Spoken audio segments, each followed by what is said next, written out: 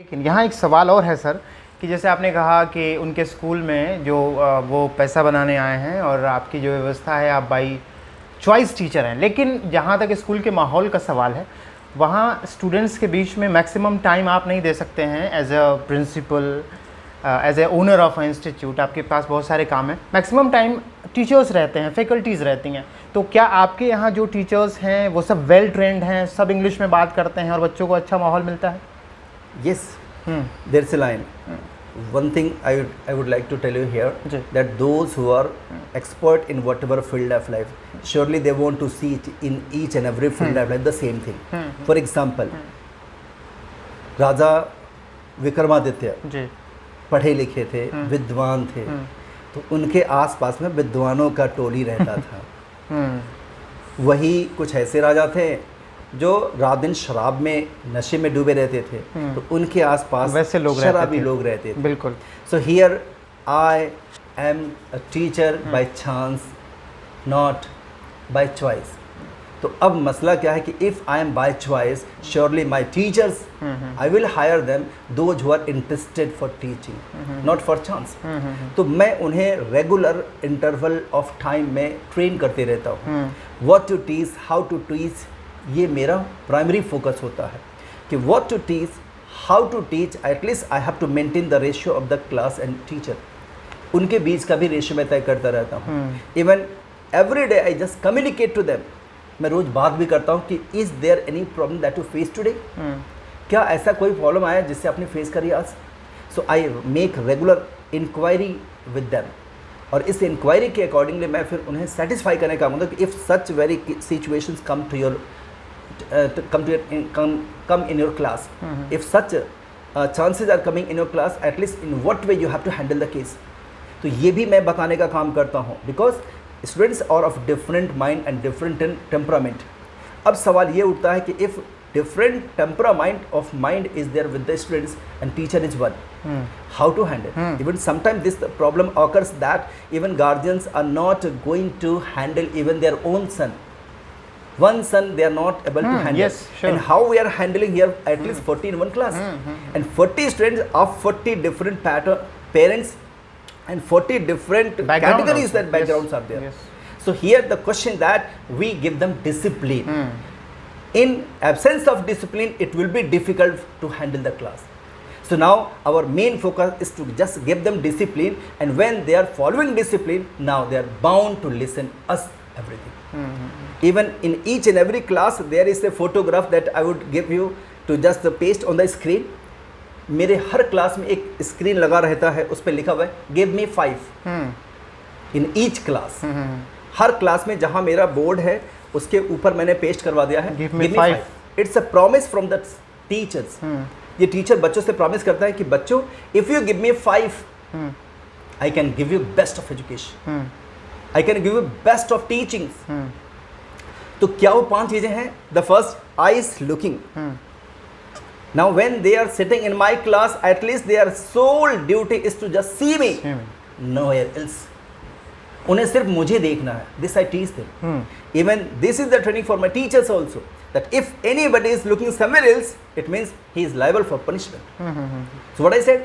Now if you give me all these 5, I can give you the best of teachings. The first thing, eyes looking.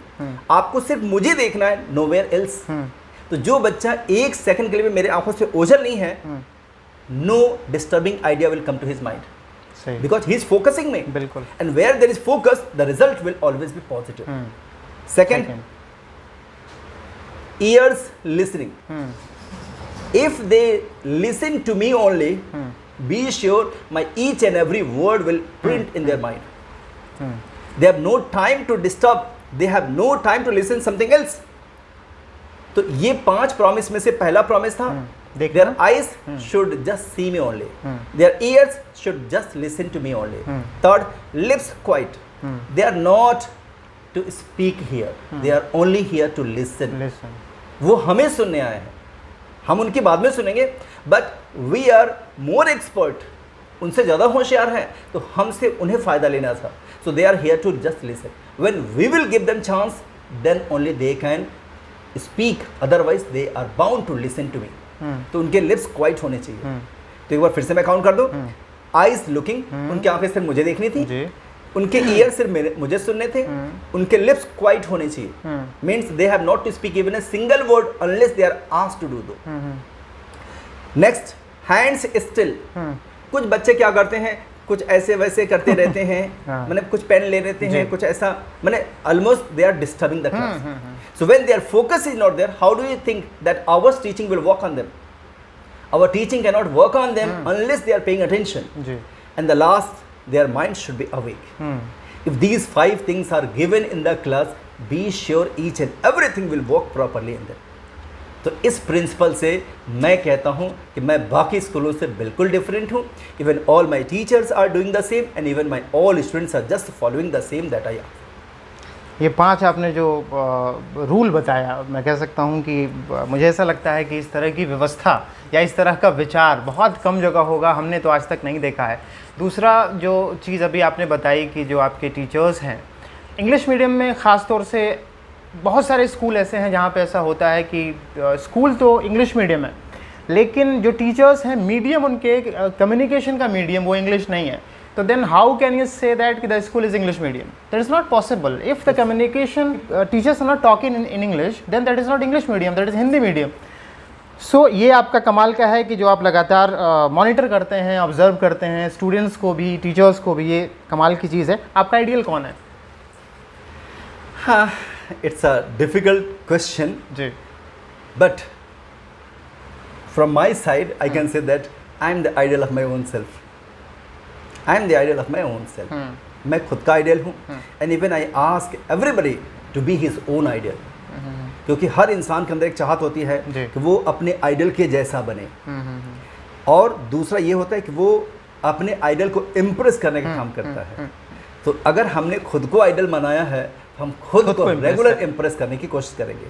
और impress करने का तरीका क्या है कि at least innovative thoughts should be there in you, creativity should be there in you. तो जैसे जैसे क्रिएटिविटी आते जाएंगे, आप अपने आप को भी इम्प्रेस करते जाएंगे और आप खुद के आइडियल बन सकेंगे. बिल्कुल. लेकिन कोई ऐसा व्यक्ति जिसने आपको ज़िंदगी में, जिसके विचार ने आपको प्रभावित किया हो, जिसके व्यक्तित्व ने आपको प्रभावित किया हो, आप जिससे कुछ सीखते रहते हो, ऐसा कोई आपकी ज़िंदगी में अगर हो तो?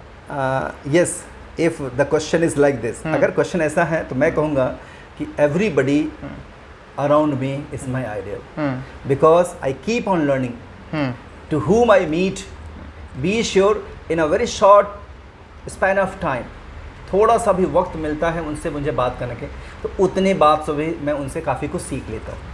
इवन मैं अपने शुरुआती दौर की बात करूँ तो मुझे टीवी देखने का मौका नहीं मिलता था.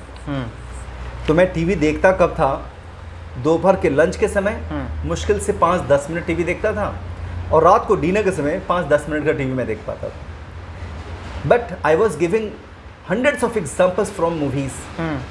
पर मैं अपने बच्चे को पढ़ाते समय hundreds of examples movies से देता था. So even sometimes my students were quite surprised, sir how much TV do you watch?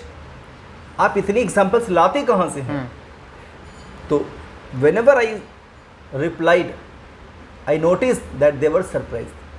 The question was that, मैंने कहा मैं टीवी देखता ही नहीं हूँ. तो अब बच्चे ज़रूर ये डाउट में रहते थे कि सर आप जब देखते नहीं हो तो फिर एग्जाम्पल कहाँ से देते हो? So I was just observing only 5 to 10 minutes. उतनी ही देर में मैं कुछ सीख लेता था. इवन वट एवर मूवी आई सी, अगर कभी मैं कोई मूवी देखता भी हूँ तो इस नज़र से नहीं कि मुझे एंजॉय चाहिए, इस नज़र से देखता हूँ ताकि मुझे उससे कुछ सीखना है. So when the sense of learning is created, be sure learning will be possible, fun is automatically comed. तो फन तो आएगा ही आएगा, हमें वो लर्निंग भी आ जाएगी. तो बहुत केसेस में मैंने ऐसा नोटिस किया है कि जब हमारा ऑब्जर्वेशन बढ़ता है तो लर्निंग का जो आउटकम है वो ऑटोमेटिक बढ़ता जाता है. तो मैंने हर इंसान से जिससे मेरी मुलाकात हुई, वो चाहे दूर का हो पास का हो, मैंने उससे सीखा है. So everybody is my ideal.